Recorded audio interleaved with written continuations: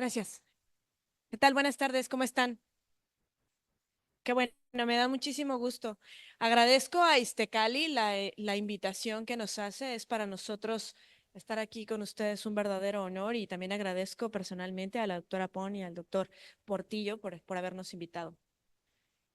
Nos toca un horario bastante crucial porque el postprandio, bueno, siempre nos pega más, pero además porque tenemos un tema álgido, ¿no? Lo voy a tratar de hacer lo más rápido y lo más ameno posible. Hubiera sido fantástico que esta plática que tenemos lo hubiéramos tenido previo a la sesión de la doctora, porque vamos a hablar de una de las causas que nos hace prescribir con mayor frecuencia las benzodiazepinas y además que es una patología súper frecuente. Vamos a hablar de las alteraciones del sueño. El sueño es el estado de inconsciencia fisiopatológico normal para el ser humano, es necesario, es en donde se disminuyen todos los reflejos, todo el estado de alerta y en donde además nuestro organismo lo ocupa para poder tener una mayor homeostasis hormonal, pero además también para poder implementar, conservar la memoria. Entonces, el dormir realmente es una actividad necesaria y fundamental para el organismo. Aquí no aplica el dormir, para dormir vámonos a la tumba y entre menos duerma más efectivo y es mejor. Aquí no aplica. Aquí al revés, debemos de dormir y procurar que nuestro sueño sea de calidad. Y justamente esto va de la mano, por eso les decía que era muy importante tener esta sesión previa a la que tuvo la doctora, porque ahí involucra mucho la selección de las benzodiazepinas. No es prescribir benzodiazepinas por prescribir y que simple y en todos los casos se prescriban benzodiazepinas. Hay que hacer cada caso aislado porque las benzodiazepinas no generan un sueño reparador en la mayoría de las veces. Por eso tienen que hacer una historia clínica completa y hacer tratamientos individualizados para cada uno de sus pacientes. Eh, el insomnio es una de las causas principales como alteración del sueño que se presenta con mayor frecuencia y mayor prevalencia. Vemos una mayor prevalencia en los últimos años derivado de la pandemia y no es más que la dificultad del paciente o de las personas para poder conciliar el sueño. Hay diferentes tipos de insomnio que ya los veremos más adelante y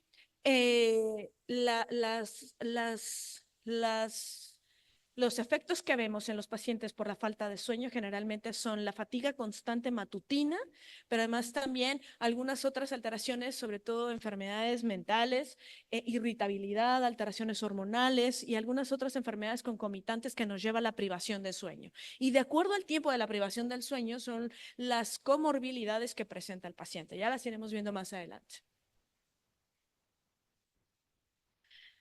El resultado de la homeostasis entre todos los efectos fisiopatológicos que tenga el paciente es un buen dormir. En México, las alteraciones del sueño en el 2016 más o menos presentaban una prevalencia del 18.8%. Sin embargo, después de la pandemia esto incrementó al 50%. Vemos generalmente que estas alteraciones se presentaban a mayor edad, sí, pero derivado de la pandemia vemos que incluso estas alteraciones del sueño ya se presentan en los niños, en los pacientes pediátricos, lo cual pues obviamente nos lleva a un estado de alerta y de preocupación en el estado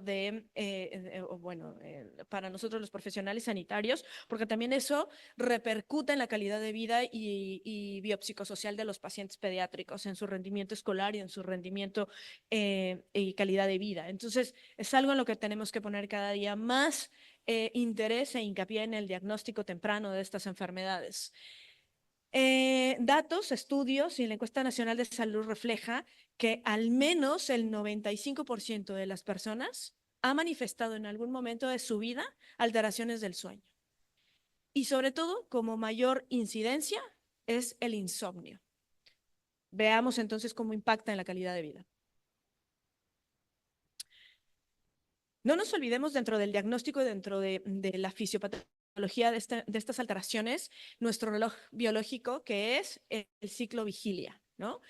El sueño está regulado por este ciclo en el cual, como ustedes saben, hay diferentes mecanismos que se realizan en el estado de alerta y en el estado de vigilia o de sueño. Y algo que debemos de recordar es que no es que se paren la secreción de hormonas, no es que se pare la secreción de adrenalina, de noradrenalina y de todos los factores que implican o que están involucrados en el desarrollo de este reloj biológico, sino que de cualquier manera, cuando no dormimos el tiempo que debemos de dormir, este status quo se altera. Entonces, voy a poner un ejemplo. ¿Quién hace aquí ejercicio en la noche o en la tarde, después de las 7 de la noche? Levante la mano, por favor. Muy bien. Bueno, no deberíamos estar haciendo ejercicio en la tarde.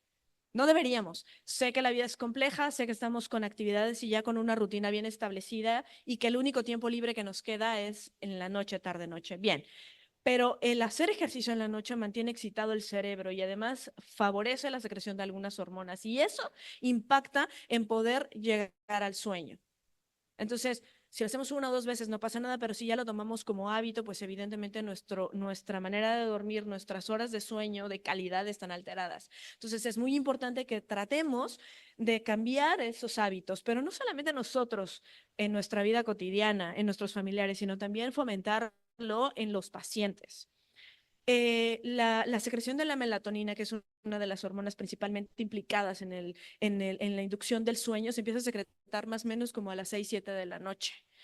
Y entonces, entre más tarde nos durmamos, evidentemente esto se ve alterado y deja de secretarse más o menos entre las 4 y las 5 de la mañana. Y en ese momento es en donde nosotros tenemos el sueño más profundo y es en donde perdemos más el estado de conciencia y respondemos menos a los estímulos externos. Por eso, no es coincidencia que los asaltos automovilísticos o los robos en los autos sea entre las 4 y las 5 de la mañana, ¿saben? Entonces, justo por eso debemos de tener sueños de calidad y no alterar o no modificar esta secreción de hormonas, porque evidentemente pues, va a afectar en la calidad del sueño. El patrón del sueño es algo muy importante, lo que regula o determina las horas de preferencia que deberíamos de dormir. Pero este patrón del sueño se ve alterado conforme a más edad se tiene o avanza con la edad, disminuye, pero no solamente disminuye el hábito del dormir, y esto se ve regulado también porque disminuye la secreción de melatonina y además también, pues evidentemente los hábitos van cambiando con el tiempo. Haciendo un análisis en Europa, en los colegios de Europa y en la Asociación Americana del Sueño, nos establece unos horarios específicos y sugeridos para poder dormir, en donde vemos que por grupo de edad nosotros deberíamos de dormir entre 7 y 8 horas, de manera preferente. Ideal, de manera preferente 6 y de manera ideal entre 7 y 9 horas. ¿Quién duerme aquí? Ese número de horas. Doctora, dos doctoras en la sala. ¿Quién duerme entre 5 y 6 horas? Ok, la mayoría. Bueno, pues entre más tiempo pasemos dormidos, más reparador y más oportunidad le damos al cerebro de regular su estado hormonal, pero además también está determinado que el dormir disminuye la temperatura del cerebro y eso favorece la regeneración celular y además también favorece a la captación de algunas ideas del aprendizaje en los niños también y además la memoria. Entonces, estoy convencida que deberíamos de dormir un poco más, sin embargo, también estoy consciente que es un poco difícil conforme más edad tenemos y más responsabilidades y estrés tenemos, ¿no? Debemos de recordar que un tercio de la vida la pasamos dormidos y que, bueno, pues el mal dormir está catalogado como una enfermedad y que además puede tener consecuencias graves, ¿no? Incrementa la mortalidad y la morbilidad de los pacientes. La prevalencia de las alteraciones del sueño es variable, depende de la edad y depende también del género, pero está establecido en los artículos y en los estudios que va entre el 15 y el 20%. Ahora, es importante que nosotros como profesionales sanitarios, que nosotros busquemos dentro de nuestra historia clínica dirigida este tipo de alteraciones. Y como les decía ahora, no solamente en los adultos, sino también en los pacientes pediátricos, porque hay diferentes factores ambientales que se ha determinado que incrementan este tipo de alteraciones, como cuál es el simple hecho del uso de los gadgets de manera desmedida, los celulares, las pantallas, las computadoras, los videojuegos, la televisión. Entonces, sabemos evidentemente que justificantes hay muchísimas para tener alteraciones del sueño. La otra vez hacía interrogatorio a los pacientes y me decían, ay, es que doctora, desde el COVID ya no duermo bien, doctora, pues es que la tarea es que, doctora, me acaba de comprar un cachorrito, ¿no? Y entonces ahora mi perro chihuahua ya no me deja dormir, el trabajo, etcétera, etcétera, ¿no? Pero la verdad es que podemos buscar y tener 20,000 pretextos y justificaciones para no tener un adecuado sueño. Sin embargo, debemos nosotros siempre dirigir nuestra historia clínica a determinar y diagnosticar este tipo de enfermedades de manera temprana para dar una solución. Como factores predisponentes para tener esta enfermedad o estas alteraciones del sueño, sin duda alguna es la edad, como les decía, a mayor edad, mayor prevalencia. El género femenino puede sufrir demasiado estas alteraciones por el simple hecho de ser mujeres, por el ciclo hormonal, porque simple y sencillamente el género femenino padece con mayor frecuencia ansiedad y depresión. Entonces, por eso hay que estar alerta de estos pacientes, sobre todo en estado cercano a la menopausia, a la premenopausia. Estado socioeconómico bajo, importante, ¿no? El estado político ahora, hoy por hoy en el país también nos altera muchísimo. Las enfermedades frecuentes, la pandemia, post-COVID, el uso frecuente de sustancias que pueden excitar el cerebro, no sé, estas bebidas como Monster o como Red Bull, etcétera, pero también aquellos somníferos o aquellas sustancias que nosotros creemos que nos ayudan. Y regreso a las benzodiazepinas, no siempre el efecto es positivo, ojo, sedentarismo, obesidad, enfermedades crónico-degenerativas y enfermedades psiquiátricas, depresión, ansiedad, etcétera, ¿no? Y algo que yo estaba revisando es que también el estado civil repercute en la presencia de estas alteraciones. ¿Cuál creen ustedes que sea el estado civil que más favorece a la presencia de las alteraciones del sueño?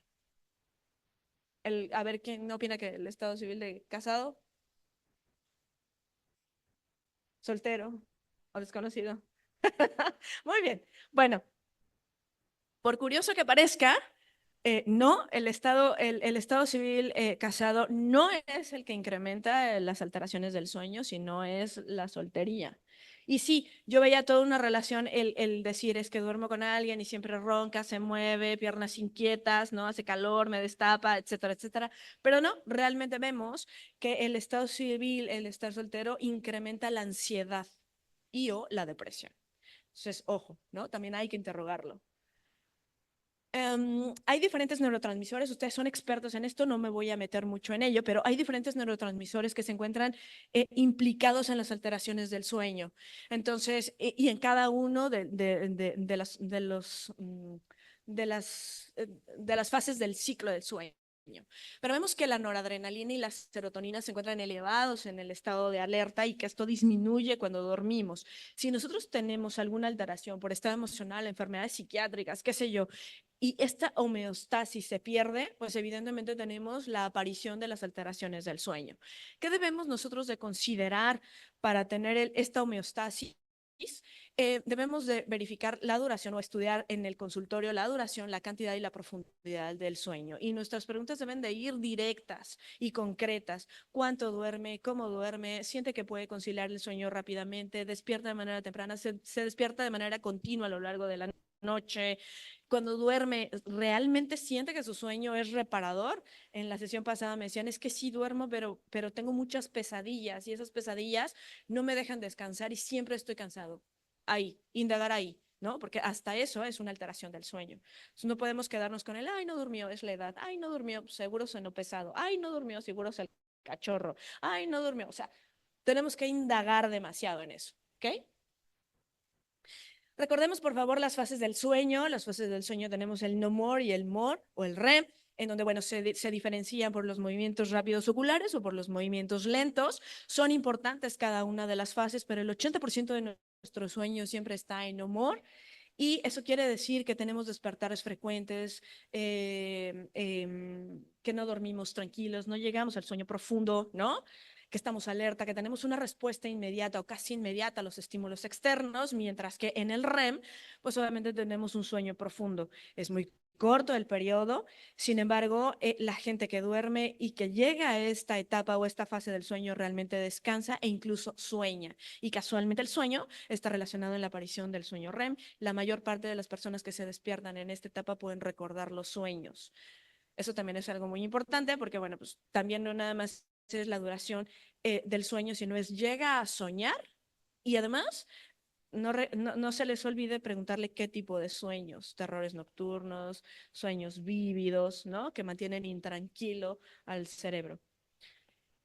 Recordar los diferentes tipos de alteraciones del sueño. Tenemos las parasomnias o las disomnias. Una tiene que ver con las alteraciones de poder llegar al sueño, poder dormir, ¿no? Lograr conciliar el sueño rápidamente. Y el otro tiene que ver con la conducta que tiene el paciente a lo largo del sueño, incluso cuando llega a sueño profundo.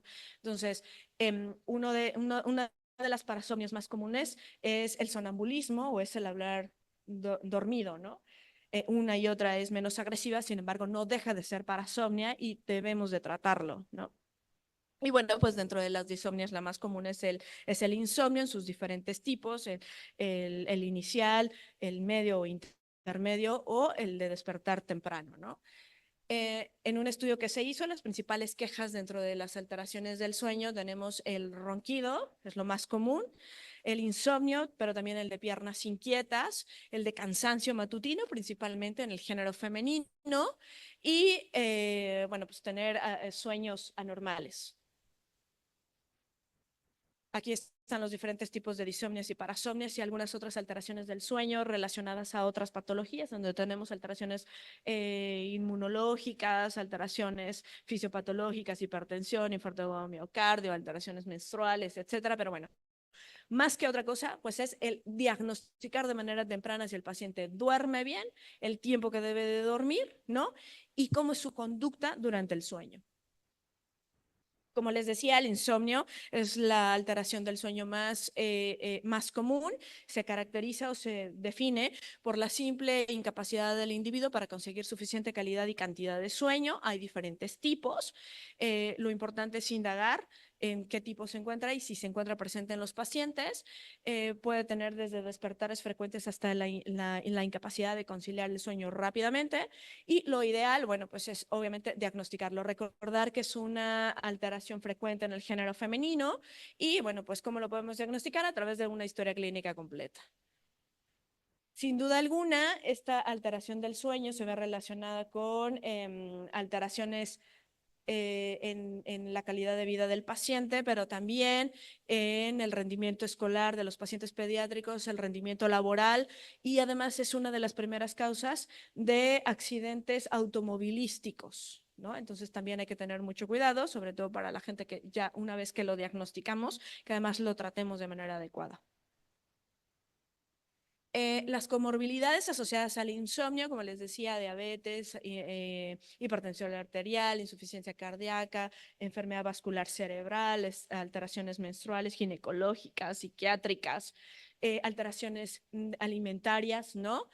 Deterioro cognitivo, alteraciones de la memoria, alteraciones hormonales, como les decía, y además otro tipo de alteraciones simple y sencillamente en los niños el estado de ánimo. Una de las manifestaciones principales que los niños demuestran con alteraciones del sueño es la fácil o la rápida irritabilidad, ¿no? El enojo constante y además como no lo pueden manifestar, no saben qué es, simple y sencillamente están todo el tiempo enojados, se duermen en la escuela, bajo rendimiento. ¿Qué nos reportan los profesores, no? Es algo muy importante también cuestionarlo en la historia clínica.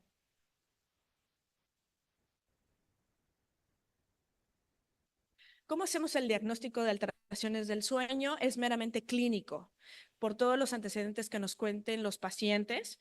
Y una vez que nos den una alerta de que seguramente el paciente está sufriendo una alteración del sueño, debemos de hacer una historia clínica completa, sí, pero además muy dirigida a poder diagnosticar qué tipo de alteraciones. Una vez que lo podamos hacer, tenemos que hacer hincapié en las molestias diurnas crónicas, que tiene somnolencia, que tiene un sueño no reparador, siempre está cansado de mal humor, se queda dormido manejando, se queda dormido en el trabajo, no sé. Una vez que nos dicen todos esos antecedentes, nosotros también podemos utilizar algunos apoyos para corroborar el diagnóstico que van desde el diagnóstico a través del cuestionario del sueño, el registro de las consecuencias, cuánto tiempo te quedaste dormido, por cuánto tiempo, en dónde, qué estabas haciendo, en la fiesta, en la escuela, en el trabajo, ¿no? Antecedentes de depresión o ansiedad en los pacientes, sobre todo que tienen antecedentes de presentar enfermedades psiquiátricas y ya como otro apoyo, pues tenemos el estudio de polisomnografía, que es la conducta que tiene el paciente durante el sueño, ¿no? Para ver si tiene alguna alteración como hablar en la noche, no sé, descubrir alguna otra alteración. Entonces, ¿qué debemos de evaluar en la consulta? Justamente lo que les acabo de decir, la frecuencia, la constancia, el tiempo del sueño, el tiempo del paciente para dormir y si realmente se siente recuperado cuando duerme, si tiene sueños, si son sueños vívidos nocturnos, terrores, si se levanta, cuánto tiempo, una vez que se levanta, puede ser que se levante al baño, cuánto tiempo tarda en conciliar el sueño, en fin, ¿no? Ahora funcionan para eso muchísimo los smartwatch que nos identifican el tiempo y la calidad del sueño de los pacientes, pero que no, pues obviamente tenemos que acercarnos a la red de apoyo del paciente, ¿no? Su cónyuge en este caso. ¿Por qué? Porque no debemos de perder de vista el objetivo principal del tratamiento y el objetivo principal del tratamiento es llevarlo a un sueño reparador para que pueda tener los beneficios del sueño, que es obviamente favorecer la memoria, recuperar la homeostasis hormonal, recuperar obviamente la funcionalidad cerebral y dejar que el cerebro descanse. Como tratamiento, sin duda alguna, lo primero antes de usar las benzodiazepinas, como decía la doctora, lo primero en este caso es modificar los hábitos del sueño. Utilizar algo que está muy bien definido y conocido, que es las medidas de higiene del sueño y que van desde cuestiones súper básicas, que es primero que la habitación sea cómoda, que esté bien ventilada, que esté bien iluminada, que tenga la temperatura ideal para conciliar el sueño, que no tengamos ni televisores, ni gadgets, ni celular dentro de la habitación porque se hace hábito. ¿Dónde ponemos el celular? Generalmente al lado, en el tocador. Entonces, no puedo dormir, agarro el celular, prendo la pantalla y esa pantalla indirectamente está siempre estimulando el cerebro y nos mantiene en un estado de excitación o alerta frecuente y después nos cuesta trabajo dormir, entonces ya me despierto a media madrugada y ¿qué es lo que agarro? Pues el celular lo veo y otra vez la luz obviamente estimula o excita el cerebro, entonces evitar ese tipo de estímulos, no beber bebidas alcohólicas, cafeína o consumir tabaco cercano a dormir, de preferencia no consumirlos nunca, pero tampoco muy cercano a nuestro horario de dormir. Dormir siempre a la misma hora y bajo las mismas circunstancias, porque ay, es viernes, ¿no? Es viernes y me cago a platicar un poco más. Ay, es viernes, voy a la fiesta. Ay, ¿no? No, no, no. Y tampoco para los niños. Debemos de hacer el hábito de dormir siempre a la misma hora. No realizar ejercicio previamente a dormir, como les decía al inicio de la sesión, no es adecuado realizar ejercicio 2, 3 horas antes de nuestro horario de dormir por esta excitación que provocamos y por la liberación de las hormonas que se genera. Entonces, evitarlo, ¿no? Por eso el mejor horario para realizar el ejercicio es en el horario matutino o en la tarde. En dado caso de que tengamos dificultad para conciliar el sueño en el tiempo que se debe, que son entre 5 y 7 minutos, 10, 15 máximo, entonces utilizar otro tipo de medios para conciliar el sueño, como son medidas relajantes, tomar un té, leche caliente, tomar un baño, ¿no? Cuestiones que nos relajen y no que no nos estimulen. Y hay quienes incluso recomiendan hacer cuestiones o actividades aburridas. Si les aburre leer, pues lean. Si les aburre, no sé, hacer alguna otra actividad, que lo hagan, con el afán de que el cerebro se relaje y, bueno, pues pueda conciliar el sueño. Pero principalmente, insisto, el uso de las pantallas, disminuirlo totalmente. Eh, eh, las medidas generales que ahora ustedes pueden ver son las mismas que se mencionan en la imagen, pero lo más importante también es concientización y educarles de hacer ese cambio. Lo van a ver, si ustedes modifican esos hábitos, pues lo van a ver reflejado en una mejor calidad de vida, ¿no? Y un mejor rendimiento laboral. Por último, además, tuvimos una sesión previa excelente en el uso de las benzodiazepinas y algunos otros medicamentos que se utilizan para conciliar el sueño. Tenemos el uso de algunos antihistamínicos que atraviesan la barrera hematoencefálica y que solamente generan somnolencia o que nos pueden ayudar como inductores del sueño, la difenhidramina, no sé. Pero más bien es el éxito de la terapia farmacológica depende también del cambio de la terapia no farmacológica o del cambio de los hábitos generales de los pacientes. Entonces, también consideren esto en el momento de la selección del tratamiento. tenemos diferentes tipos de tratamiento, no hay uno que sea más eficaz, sino la manera también en la de seleccionar el tratamiento es hacer tratamientos individuales y considerar que no todo se trata con benzodiazepinas o que no todo se trata con antihistamínicos o que no todo se trata incluso con productos naturales o herbolarios como la melatonina o como el uso de los test de valeriana, ¿no? Para cada paciente hay un medicamento específico y una actividad específica. Las conclusiones, bueno, pues es que cada día las alteraciones del sueño son importantes, son causa importante relacionada al incremento de la mortalidad en los pacientes, sobre todo en los pacientes jóvenes, porque se ve un incremento en las tasas de accidentes automovilísticos o incluso de accidentes laborales, bajo rendimiento laboral, escolar en los niños, pero además también un impacto en la calidad de vida de los pacientes importante, ¿no? Hay quienes tienen problemas con la pareja o con la propia familia por no conciliar el sueño y hay que buscar el fondo del por qué el paciente no concilia el sueño, porque siempre está con sueño. Y es tan importante que hoy por hoy ya tenemos el Día Mundial del Sueño, en donde, bueno, pues la idea es hacer concientización con nuestros pacientes y nosotros como profesionales sanitarios hacernos responsables de que también cualquier manifestación no deja de ser importante para nosotros en la identificación de las patologías. ¿Sí? Muchísimas gracias.